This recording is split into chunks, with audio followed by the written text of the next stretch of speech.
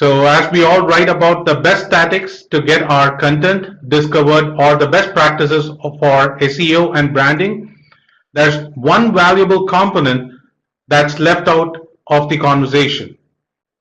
I would argue that authentic content marketing, above all, is the most effective way to market to millennials, younger audiences, and prospective customers not immediately interested in your product or services. To inform us more on authentic content, collaborative sharing, we have Dr. Shawne Duperon, communication consultant and speaker at Shawne TV with us now.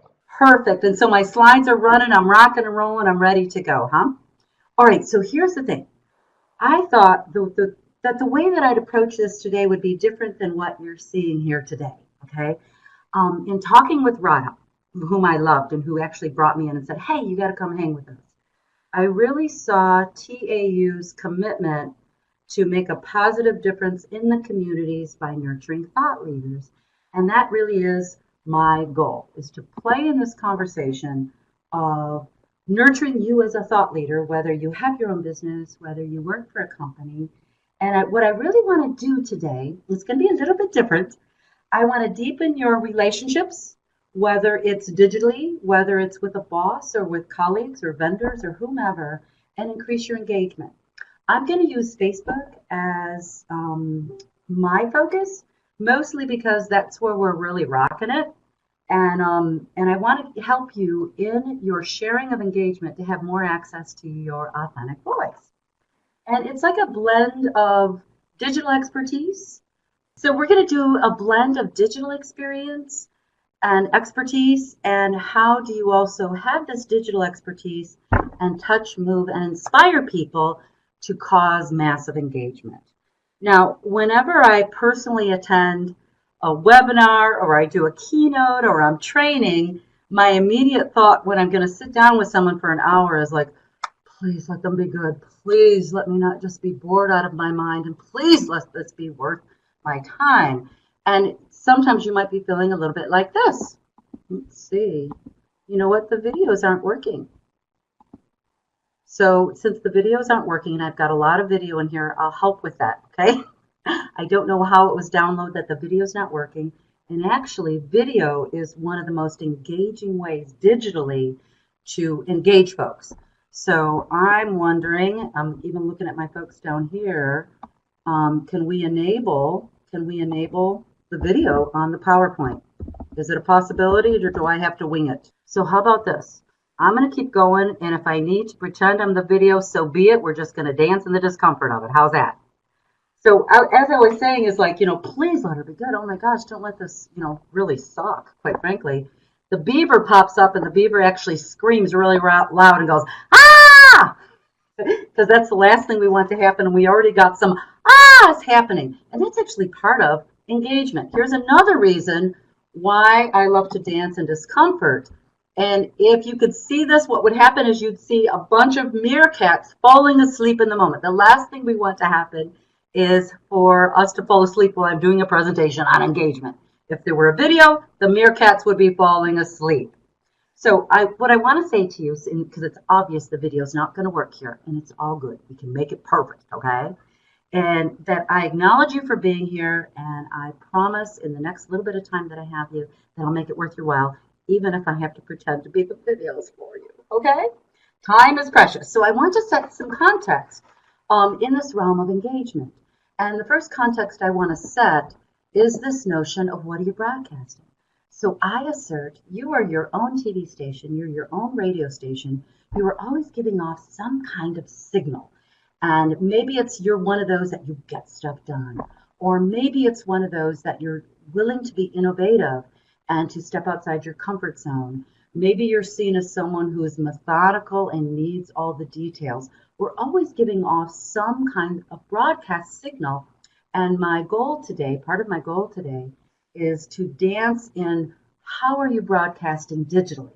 How do folks see you? I want to give you a few tips, tools, and strategies in this realm of fostering and deepening relationships and engagement, and trust that you will start building sales and business. Now, our case study is Project Forgive. I don't know if any of you have ever heard of Project Forgive, We are nonprofit, we are non-religious, we are nonpartisan. We actually make a huge difference with our tools around forgiveness in the leadership realm. And as a leader, whether you're a thought leader or you're leading your social team or you're leading a business, you're going to have to take some risks. And when you take risks, it's inevitable you're going to make a bunch of mistakes. It just happens that way. Mistakes happen. And how I see it as a leader taking risks is how quickly can you forgive yourself when you take that risk? I've made a ton of mistakes myself. And so we play in that realm with our digital tools. Everything we do is free. We also make a difference in that realm with veterans that have served in war and also kids at risk in the juvenile justice system. And we're reaching up to 120 million a month now.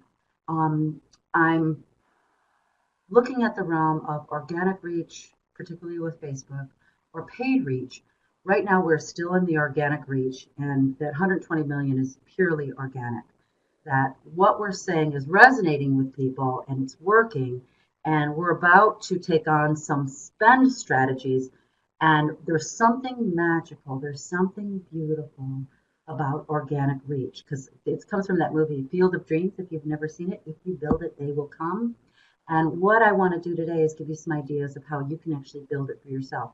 Because if you're sitting on this conference, chances are really high you want to make a difference, you have a passion for something, and I want to support you in doing that. And in this realm of what are you broadcasting and the signal that we're giving off, our signal is so beautiful now, and it's resonating at such a deep level that we're endorsed by Archbishop Desmond Tutu.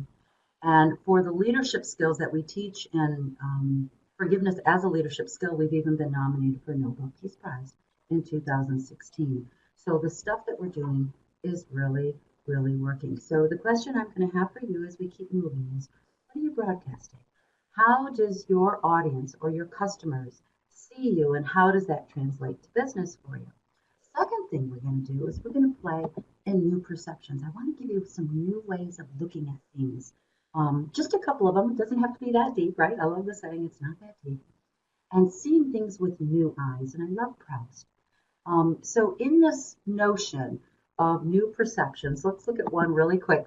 Like gossip, el chisme. Like gossip is a global cultural word, and most people have a negative reaction to it. And ironically, my PhD is in communication, and my expertise is in gossip. I know there is such a thing as gossip. And when you think gossip, you usually think mean and nasty and malicious. And that's not what the research shows whatsoever. That good gossip is exquisite word of mouth, and it's the best advertising on the planet. Oh my gosh, come to TAU, you're going to learn exquisite things.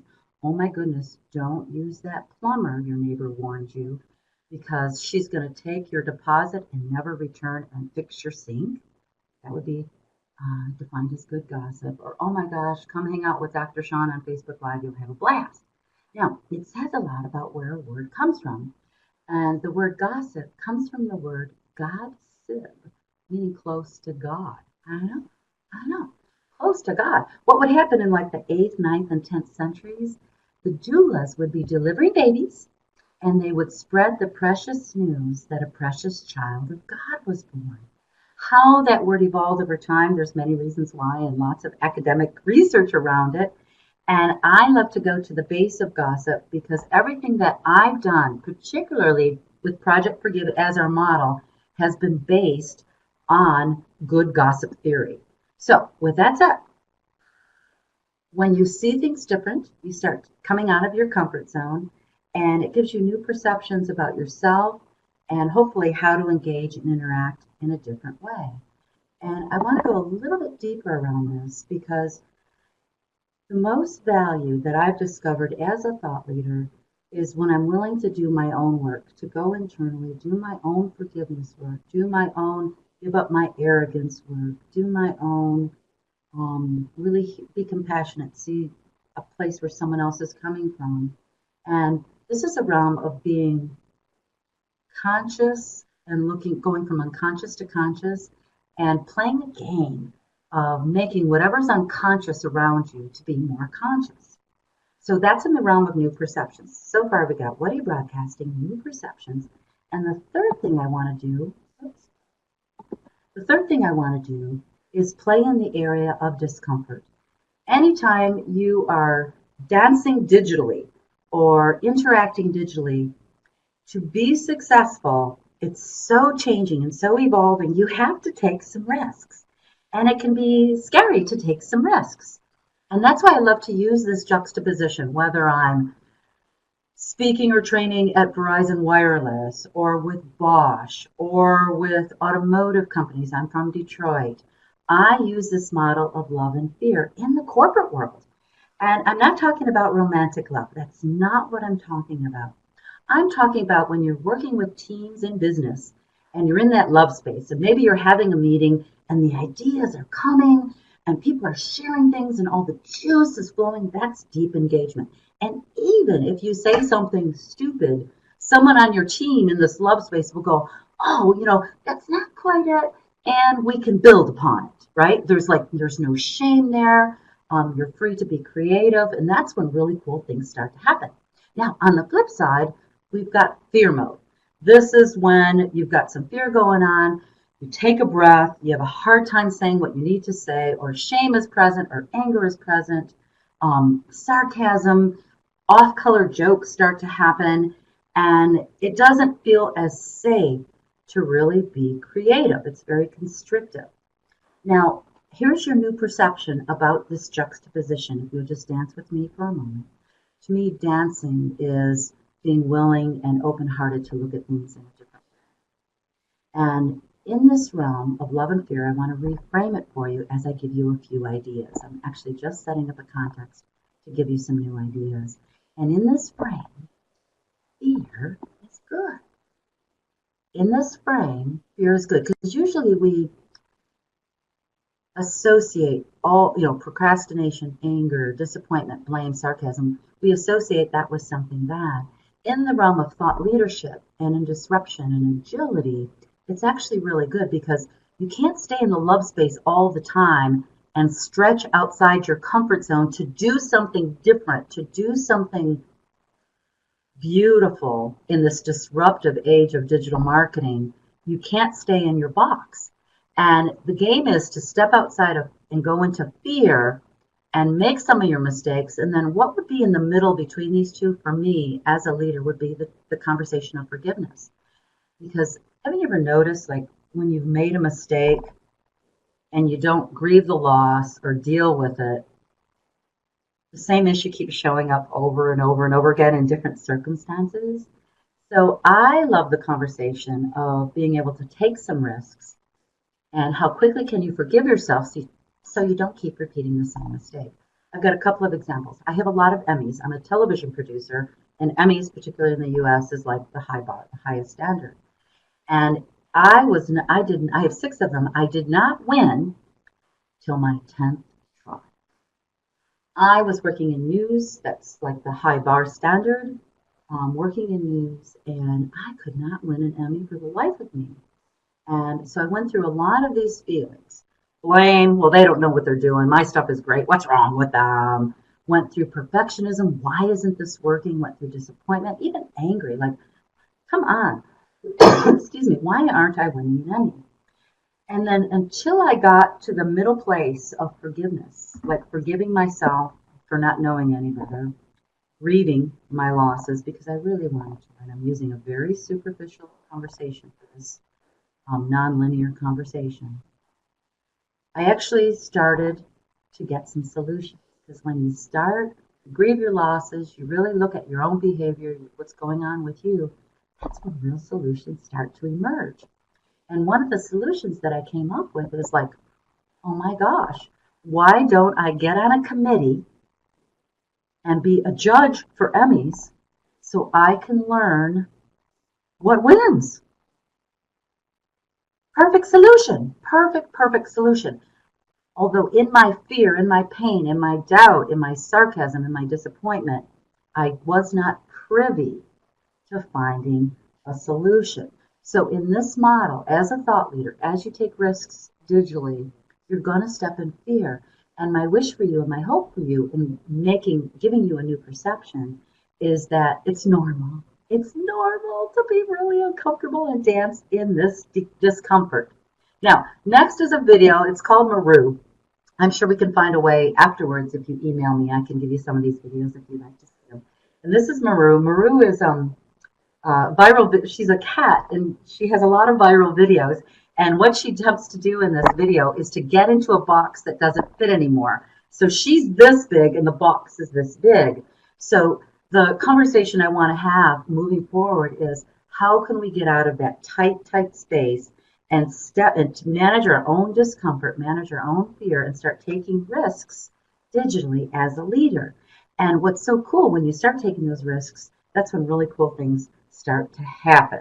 Okay, one major skill in this, it's called the cycle of reciprocity in engagement, is the presence of relationship building in social media, is a giving and receiving. Now, let's pretend for a second the video's moving, and what's going on is the little boy is scratching the dog, and the dog is so happy, he starts scratching the little boy's back with his back leg. So the cycle starts to happen, and it's an engagement that happens, and it's a visual representation of what happens when you start taking some risks in relationship building and in the conversation of cycles of reciprocity. Now, I love this guy, Seth Godin. If you've never subscribed to his blog, I highly recommend it. He's one of my favorite marketers. And he talks about fear in such a powerful way, that fear really isn't our enemy. And I believe the same thing. Fear is actually something to be embraced so we can step outside our comfort zone. It's really about fear being a paralysis for taking risks. And when you start growing and dancing outside of your fear, really cool things start to happen. And I love this juxtaposition as well, because as you start taking risks, it's going to feel messy, especially in the digital world. You're like, well, I tried that and that didn't work. Well, that didn't work, just like me with my Emmys, right? And even when I first started Project Forgive, we were all over the place. It took us a while to find the cycles of reciprocity that really started resonating with our audience and building our audience. And in this model of fixing and solving, fixing is immediate gratification. Here's another way to look at it. Fixing, okay, here's a great example. Take a breath with me, because I'm going to go a little deep. Okay? Take a breath with me. I have my sister, Cindy, recently passed. Yeah. It's been 4 months now. I've done a lot of grief work with my sister. And complicated, my mother, my father, and my brother-in-law are all in advanced cancer. So I've been in the midst of some stuff internally and with myself. And to fix the problem of grief and deep pain, I can eat 4 donuts. It's a very simplistic example. It doesn't solve my long-term grief or what I've been dealing with over the last year. It can give me immediate gratification to soothe me that day. Don't get me wrong, it's sabotage. The next day I'll probably have a horrible stomachache. You're following me? And it's an immediate fix. It's very black and white, and there's no peace. Now, solving, on the other hand, since my sister has passed, I've been to 2 grief workshops, 5-day grief workshops. The first one was in April, and I did some. You guys, I miss my sister. And my sister was like my mother. Right? And I knew with what I'm up to and what I'm doing with Project Forgive that I didn't have the luxury of staying in suffering and fixing mode without solving or moving through or embracing my experience. So I just did another one last week and had much more freedom. I have much more freedom to even talk about Cindy now. It's not complete. It's not complete by any stretch. And I'm in the process of continuous abstract unpacking, doing grief workshops so I can get peace. It is not black and white thinking. It is longer term thinking. And that is the distinction between fixing and solving. And the same thing's going to happen as you're working digitally. This is a process I use whether I'm doing a boot camp on high pressure, whether I'm working with large clients. This is a beautiful process, and it's a courageous process.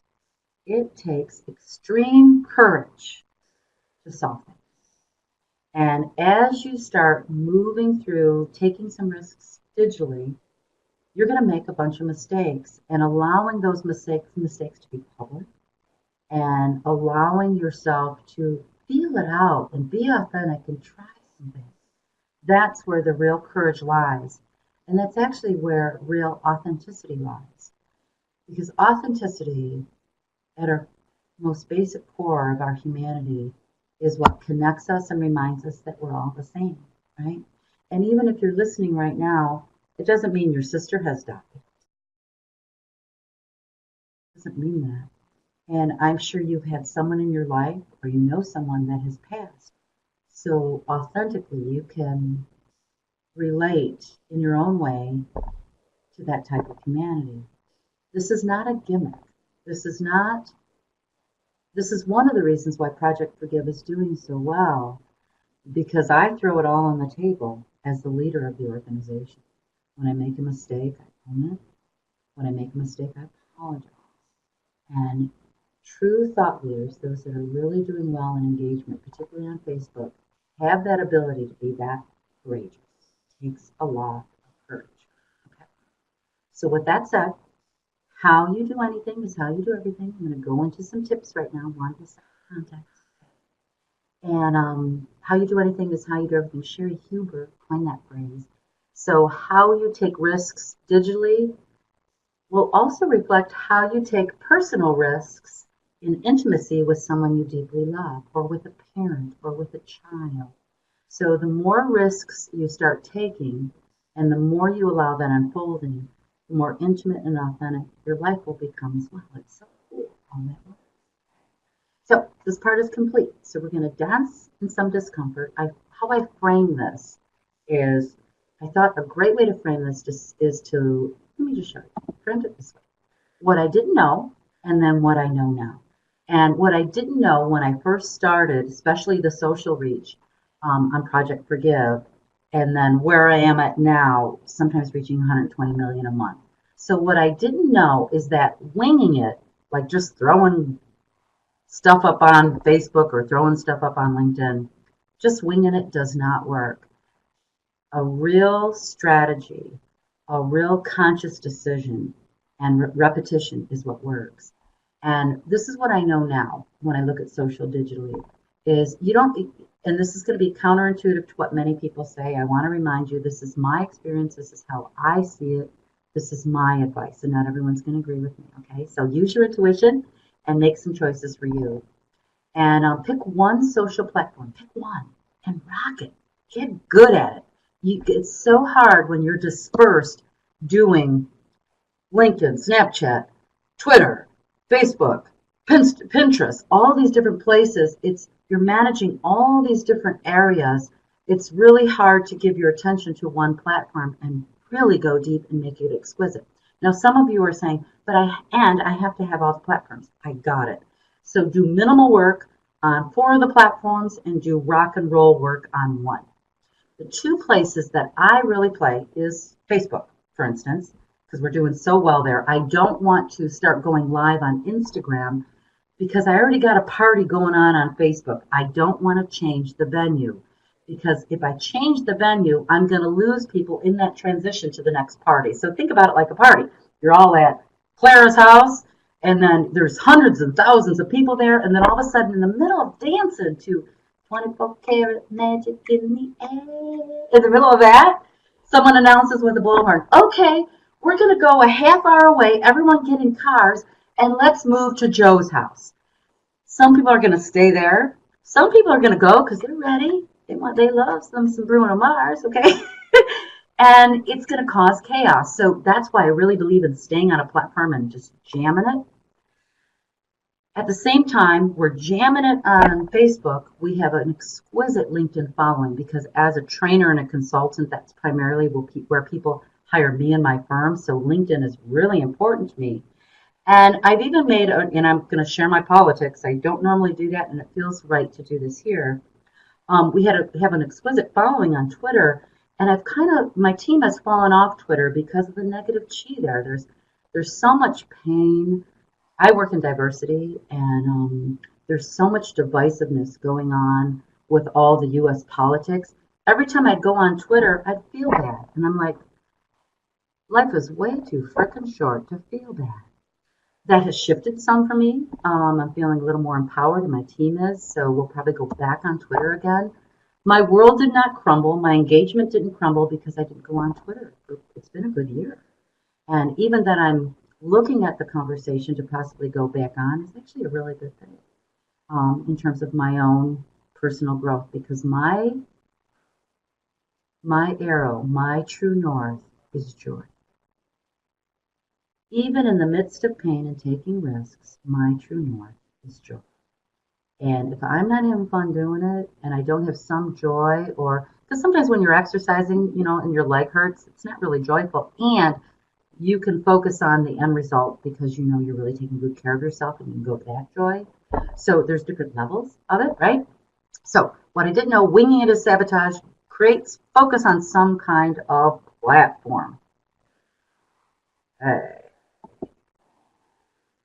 What I didn't know was how hard it is to break through.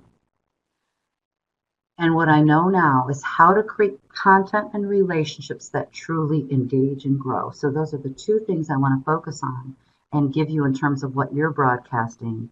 And I'm just so you know, I'm seeing that my voice is so soft when I whisper, so I got it. Thanks for the information there. So what I want to focus on is how I can support you in breaking through in engagement. Now, this little video, it plays this very soothing music, and this kitty behind him is, we call it, what do we call it? Kneading bread. You know how kitties, like, when they're purring and they might do that to the pillow. This kitty is kneading bread or soothing the other kitty. So I just want to remind you that it's important as you're taking some of these risks to soothe yourself and dancing outside of this. Okay, what I didn't know is how organic engagement really works, that boosting posts without a strategy, particularly on Facebook, or buying ads without a strategy is actually a waste of money. And when you have exquisite organic growth, what I know now, and you can put a spend behind it, that's when crazy stuff starts to happen. And what I know now, once I've grown an organic reach, is that it's a huge commitment, because the more energy you create in engagement, the more energy is going to come at you, the more teams I've had to build. Just to give you a for instance, as you're first starting, and let's say you choose Facebook to really rock out, you want to be posting a minimum of 12 times a day. Now, stand by, it doesn't mean original content 12 times a day. You want to be posting 12 times a day, at least to start. Right now, Project Forgive, we post 48 times a day to meet the needs of our folks that are involved in our nonprofit. I don't want to call them fans. I want to call them humans that are just so inspired by what we're doing. So just know, I didn't know that when I first started, like, oh my gosh, this is a lot of work. Now, as you grow, more money comes in, you have more ability to delegate with teams, and I just wanted to preface it with that. And the other thing I want to say, is particularly about organic growth, is this ability to be agile. Now, this video actually shows an umpire in a soccer game. The ball's coming at him, and he actually falls to the ground and does the splits. Okay, it's really fast. He was so quick when the ball came at him. He just, as an umpire, just went boom and came back up. And so that's really the process I want to talk about. So I'm going to give you two strong tips that for me have worked in Facebook, and they also work in other digital realms, whether it's LinkedIn, Twitter.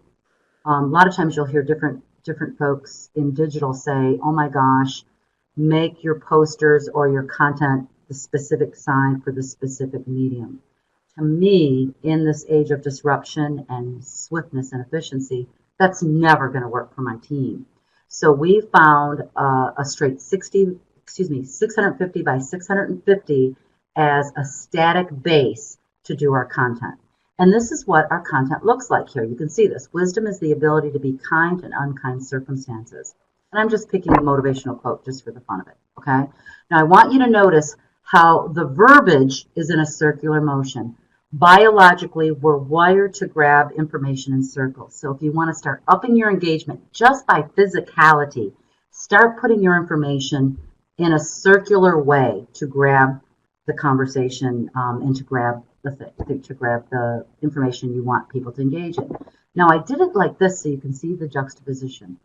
One of the things that I see in all digital realms is that you might have great content and you pick backgrounds. Do you see this is the same background. It's exactly the same. It's just cropped differently.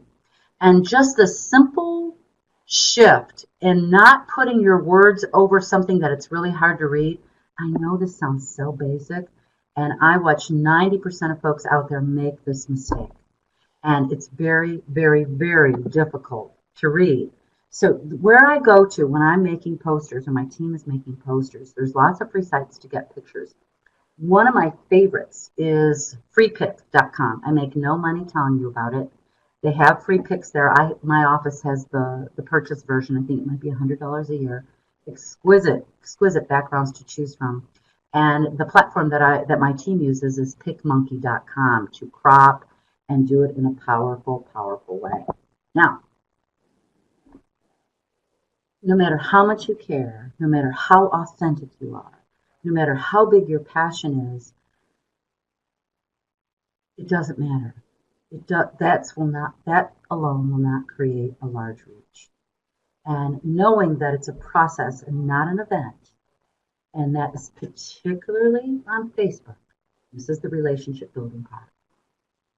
You cannot do this alone, especially in the realm of organic reach.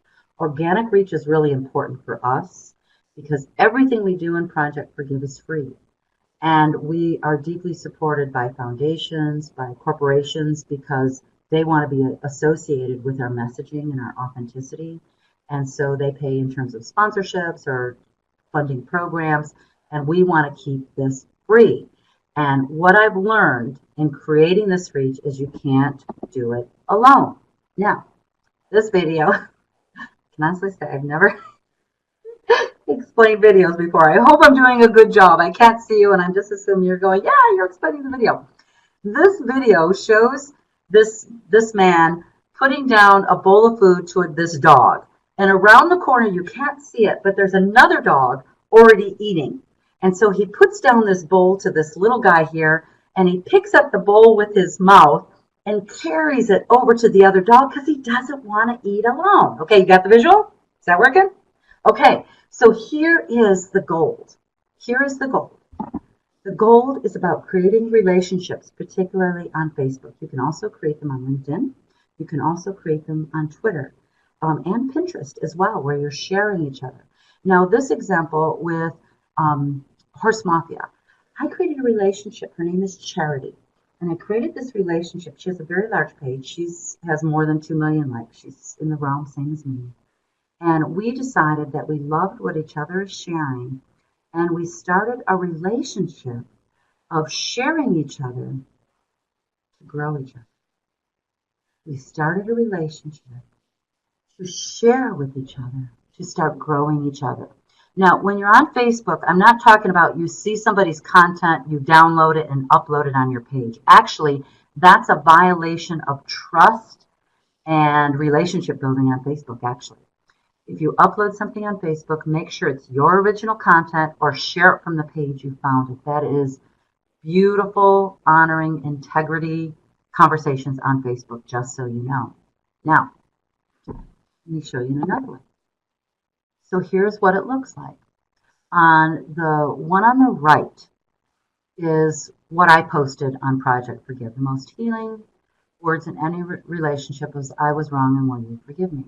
Now, if you look on the right, one of my sharing partners, Simple Reminders, which now is called McGill Media, they reach billions. We have a relationship as well, and they shared me. Now, what that means, if you look at the numbers, I'm having a hard time seeing them because I can't see them really well. They grew not only the shares of that poster, they also exposed my page to their followers. And so this tsunami of good gossip starts to happen in a really, really beautiful way. Let me show it to you. put this power Facebook network, and just show it to you right next to each other. You can see the difference between when I shared something and is it your Sparkle, the Sparkle gal? I can see her face. I can't think of her name. I can't read it really well at the moment, so just forgive this grammar, okay? You can see how her shares on the left actually increased my shares on the right. Now, here's what's cool about this. Here's what's cool about this. As you start going on Facebook in particular, you're going to start seeing the sharing happening everywhere. It's happening all over the place. It's a new perception for you. New perceptions can alter your destiny. It was unconscious to you if you haven't been conscious of it. There is this exquisite networking that's happening on Facebook with companies and organizations supporting each other. Can you imagine, like, let's say clean water was a big conversation for you? Getting together all the Facebook pages around the conversation of sustainability and clean water, the power you would have as a group sharing each other, it's mind-blowing. This tip alone is worth its weight in gold in my world and worth the entire conference, okay? This is a profound conversation. Here's the other thing I want you to know as you start looking for partners and seeing who's sharing, if this is a game you'd like to play. Not all relationships are equal. So I look at McGill Media, for instance, formerly Simple Reminders. My page might share them daily, and they have almost 20 million likes. My page has like 1.6 million likes with a reach of 120 million. They have a reach probably of 1 billion. I share them daily. They share me once or twice a month. That's a beautiful equation in terms of our influence and what we can give to each other. And because my engagement is much lower than theirs, I give a little bit more to make up for that we are not equal partners in terms of relationship building. Does that make sense? If you have questions about that, I certainly can address it. And here's what I didn't know and what I know now. And it's the importance of consistency and the importance of consistency. So once you start taking on a platform and diving deep on that platform and really start putting up engagement posts, the people will come. And it's the consistency that has them come back, because regardless of the algorithms that are happening in Facebook, you might have a specific page that you just love. And you're going through your phone and you're just like, I wonder what, gosh, I haven't seen Project Forgive in a while. I wonder what they're doing. You actually manually will go to that page because you're invested. You've created a relationship with us. And one of the ways that we do it is through our Facebook Lives. We are consistent. We have a Facebook Live every single Tuesday at 8 p.m. Eastern. Now, I travel a lot. And it just so happened, what day is today? Today's Thursday. It just so happened on Tuesday, I was in New Jersey. And I was set to come home in the afternoon, and with my client, I had to stay. So my flight got changed, and so the time I was doing a Facebook Live, I was on a flight. No big deal. You just ask for forgiveness. You come on, you be in communication and say, hey, I'm so sorry. I'm hopping on a plane. I look forward to being with you. I'm just going to do this week's Facebook Live. I'm going to do it tomorrow. Okay? So I went live last night at 8 p.m. Eastern. And we're doing a conversation on blame and shame and self-forgiveness. And I usually do a lecture and print it all out. And you guys, I was so freaking tired. I've been traveling for 6 weeks straight. I just got straight. People that hang out with me and know from my consistency that the material that we provide is exquisite. It's hands down, it's exquisite stuff. So we just had like a Q&A and gotten some deep conversations around blame. I got to talk about my own perfectionism, like, you say you're going to do it, you must do it. And there's some truth to that in terms of what are you broadcasting. And also, there's also other factors like, for me, I can give up the perfectionism. I've been traveling for 6 weeks. I was so exhausted. I wasn't feeling joy about going on the live. How can I shift this context internally as a thought leader so I can have some joy and actually cause some authentic engagement? Did all that processing and talked about it in my Facebook Live. It's like, I want to do it perfect. I can feel myself going, I don't ever want to feel like when I'm going on a Facebook Live, ever. That would suck, okay? So talking about that, coming to some new understandings and being able to be expressed authentically about it and allowing others that are on the Facebook Live, it's already reached, 30,000 people from last night. them saying, oh my gosh, I can deeply relate to you. Isn't that really what authenticity is all about? When people can deeply relate to you? Um, that's what I think. I think that's what it's all about. And just to give you another sample too, like business wise, like some of the things I've done, is because our social reach is so exquisite. I speak a lot, I keynote a lot. And one of my speeches, I edited it and put the words under for Facebook, and just deeply produced it and shared it. And now it's going viral. It has a reach over 200,000. And so how I'm growing that engagement on other realms in my email as a business is whenever somebody says, hey, we'd like to look at you as one of our speakers for a conference. Do you have a recent speech? I just share that one with them that I did for a bank here in the US that was all women, that's going viral. And it actually helps close my sale to be their keynoter. And I also, when I do this as a speaker and a trainer, I let them know I'm going to do a Facebook Live during the live presentation. So I'm also exposing their brand to my audience. And here's the caveat. Here's the caveat, and I'm almost done, and I'll take some questions. The caveat is I cannot, in all integrity, promote a brand that I don't personally use or deeply believe in. There are some cellular phone services that I could never get up here and say, go check them out. Never. Because I hate them. Hate them is a strong word, but I've had experience with them. They're not high integrity. It doesn't resonate for me. Their people are not treated great. Like I'm with AT&T right now. I speak so highly of AT&T. Exquisite. My service is exquisite. Their leadership, they got this thing going on right now called Your Thing, and just beautiful, beautiful synergies. And I feel so comfortable authentically talking about AT&T. I also feel authentic and exquisite to talk about a brand like Dollar Tree. We have that brand in the US. I don't know if it's global. And the reason I love Dollar Tree is because I buy these readers from them. They're $1 and I have all different colors and they last and they're exquisite and they're $1. And I love the Dollar Tree. So it's really easy for me to talk about the Dollar Tree. And what gets engagement in terms of business and sponsorship, as I start talking about these companies that I love, in gossip theory, they start hearing about it, and it might be passed to someone who's been on our lives. Hey, they're talking about you. They love you over there. And then relationships start getting started that way in business. That's just one model that I'm doing that's working for us, both for my for-profit business as well as my nonprofit. If you have any questions about this, or you want to see some of these videos or whatever, I'll see how Highly from my office can send that to you. That's highly@shawnetv.com.